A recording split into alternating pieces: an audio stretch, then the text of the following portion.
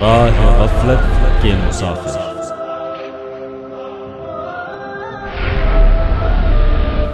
شیعہ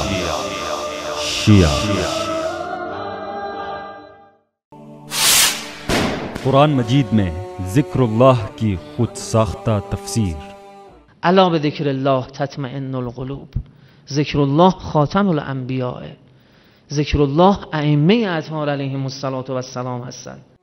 محترم ناظرین، یہ شیعہ علماء اپنے ائمہ کی امامت کو ثابت کرنے کے لیے قرآن مجید سے ایک آیت بھی نہ ڈھونڈ سکے، اس لیے قرآنی آیات میں تحریف کر رہے ہیں تاکہ اپنے خود ساختہ مفہوم کو نکال سکیں۔ اگر وہ قرآن مجید کے الفاظ میں تبدیلی کرتے ہیں تو ہر چھوٹا بڑا مسلمان انہیں کافر یعنی دائرہ اسلام سے خارج سمجھنے میں کوئی تعامل نہیں کرے گا۔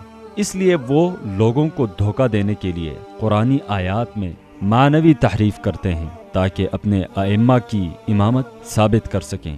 یہی وجہ ہے کہ شیعہ قرآن کریم کی ظاہری اور باطنی تفسیر کے قائل ہیں، جبکہ دونوں میں واضح فرق ہوتا ہے۔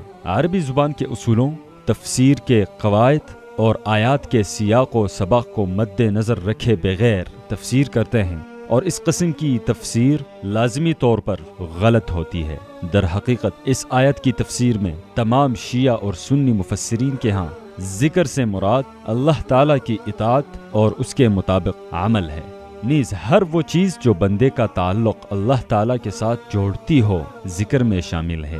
بعض مفسرین کے ہاں ذکر اللہ سے مراد تلاوت قرآن مجید اور اس میں تدبر و تفکر ہے، اور کوئی شک نہیں کہ قرآن کریم میں تدبر و تفکر اطمینان قلب کا باعث ہے۔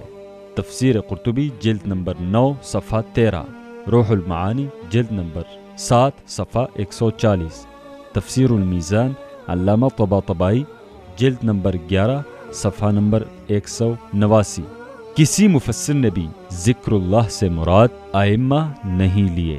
قرآن کریم میں جہاں انبیاء کرام علیہم السلام اور اولیاء اللہ جیسے حضرت لقمان علیہ السلام، حضرت مریم علیہ السلام اور اصحاب کہف وغیرہ کا نام اور ان کی زندگی کے حالات کا ذکر ملتا ہے، وہاں شیعہ کے ائمہ کا ذکر کیوں نہیں کیا گیا؟ بس اس سے ثابت ہوتا ہے کہ شیعہ کی امامت کا مسئلہ سراسر ایک ڈرامہ ہے اور دین اسلام میں اس کی کوئی گنجائش نہیں ہے۔ اگر امامت کا عقیدہ صحیح ہے تو شیعہ قرآن مجید سے ایک آیت ہی پیش کر دیں۔ اللہ تعالیٰ سورۃ النمل کی آیت نمبر 64 میں فرماتے ہیں، قُلْ هَاتُوا بُرْهَانَكُمْ إِن كُنتُمْ صَادِقِينَ، کہو کہ لاؤ اپنی دلیل اگر تم سچے ہو۔